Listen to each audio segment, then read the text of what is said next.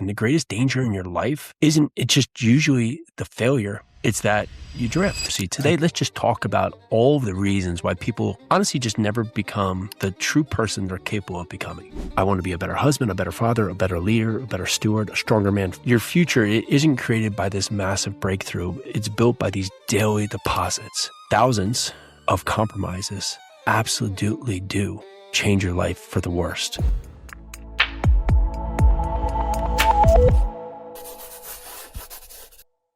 All right, let's go. If you're tired, not feeling fit, tired, just not having a focus, tired, just not having the life that you deserve, this is the place to be. I'm Jason Yarusi. Today, let's just talk about all of the reasons why people honestly just never become the true person they're capable of becoming.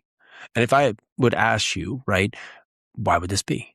You would think it's lack of talent, lack of opportunity, even just the lack of hard work. But ultimately, it's just your inability to push forward after that true one goal because you compromise. Those compromises, right? They really change your life. But thousands of compromises absolutely do change your life for the worst. The worst thing about it is that a compromise or just multiple compromises, they don't really feel dangerous, right? They feel reasonable, justified, right? You can feel it's earned, right?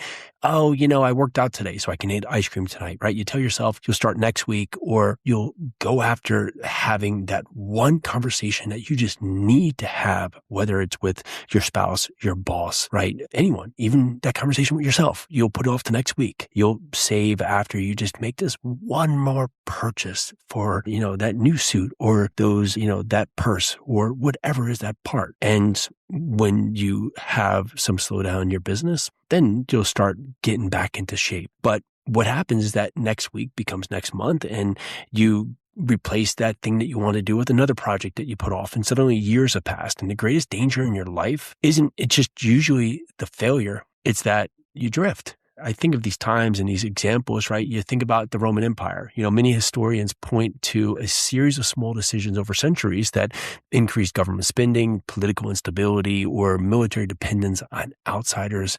And currency, it debases, internal division. And you don't see this collapse in just one day, but you do see it that it weakened one compromise at a time.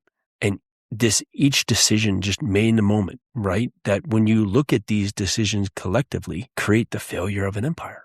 But if you look at them over the course of just one at a time, it doesn't seem like that big of a deal. Well, the same thing happens in our life. We don't usually wake up one morning unhealthy. We don't wake up financially stressed at the middle of the night. We arrive through years of spending decisions that were made poorly. We don't suddenly lose a marriage or a friendship or a relationship with our children. It happens through the course of inactivity or the inability to commit. They erode through neglect, distraction, missed opportunities. So what is the lesson? What destroys us is often gradual, and what builds us is gradual too, which is the hard thing to put into our mind, is that the building, it takes time, right? They usually say Rome wasn't built in a day, but it also wasn't destroyed in a day. Think about, just a great example of the Transcontinental Railroad. When the railroad connected America back in 1869, crews weren't laying out hundreds of miles of track every day. They were laying out sections. This is just one rail, one tie, one spike, day after day. The final achievement gets remembered. America connected. But that a victory was created through thousands of small actions that nobody talks about. And that's just how meaningful achievement works. Your future, it isn't created by this massive breakthrough. It's built by these daily deposits. And research, it backs this up. A study from the University College London found that the habit formation takes an average of about 66 days, not 21 days like many people believe. The key, it wasn't finding how quickly habits formed. It was that consistency mattered more than perfection. The people who succeed weren't perfect, right? They just simply kept showing up. My workouts every day aren't perfect, but I do them daily. And what's happened from this daily performance of getting out there, even when I'm sore, tired, just don't feel like it, but just going through that has made this is consistent aspect of my life. And that's why my health has improved daily. The encouraging most people quit is that they quit after just missing a few days, thinking that they failed. But success is for the people who understand that when things fall off for a few days, you have to get back going again and again. Warren Buffett once said that most people overestimate what they can accomplish a year and underestimate what they accomplish in a decade. Now, you think about that. over 10 years, of just reading every day, 10 years of investing, 10 years of exercising, improving your marriage, 10 years of becoming a better parent. The results are just extraordinary. But you try to cram this all into 1 year. Let me just make it happen. And then it doesn't happen. We want 10 years in 10 weeks. Life just doesn't work that way. Compounding doesn't work that way, especially true in finances. If you invest $1,000 and earn 10%, that's $100. Not very exciting. But if you do that over time and over time, the results over the course of a decade, 20 years, 30 years is just astonishing.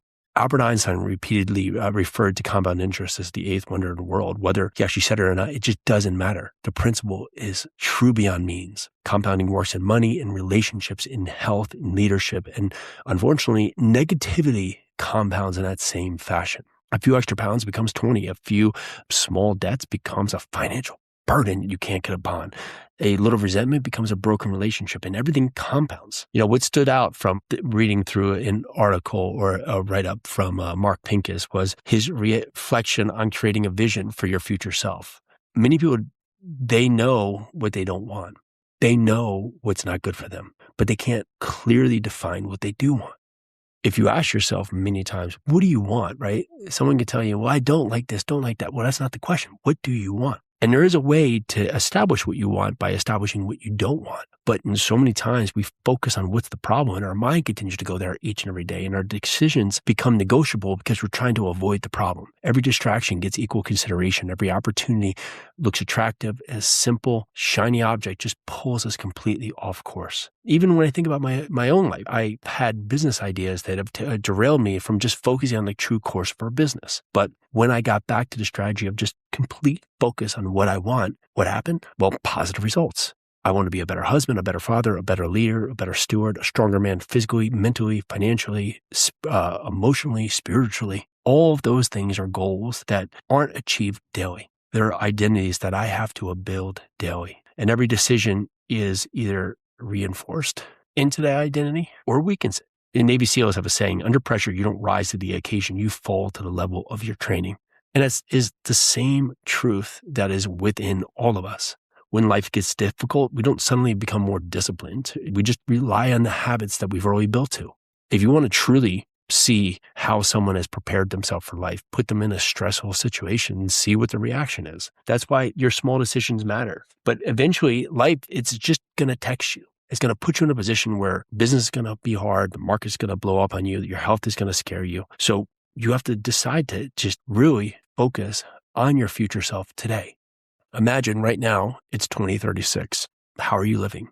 Where are you living? What's your health like? How does your marriage look? How have your kids grown up to be? What kind of freedoms do you have? What kind of constraints do you have? How much are you impacting your future? How much are you creating around you? Now ask yourself, what would your future do today? What do you need to change right now to look forward to meet those goals, the aspirations that you have in 2036? Your life is truly a component of your daily actions and your daily choices. And don't think that if you just compromise today that you can stop tomorrow, because you ask and look back into the past. A decade ago, the choices you've made, they've put you to where you are today. Is this where you want to be? All right, that's what we have for you today. This is the Live 100 podcast. I'm Jason Yarusi. Let's do this.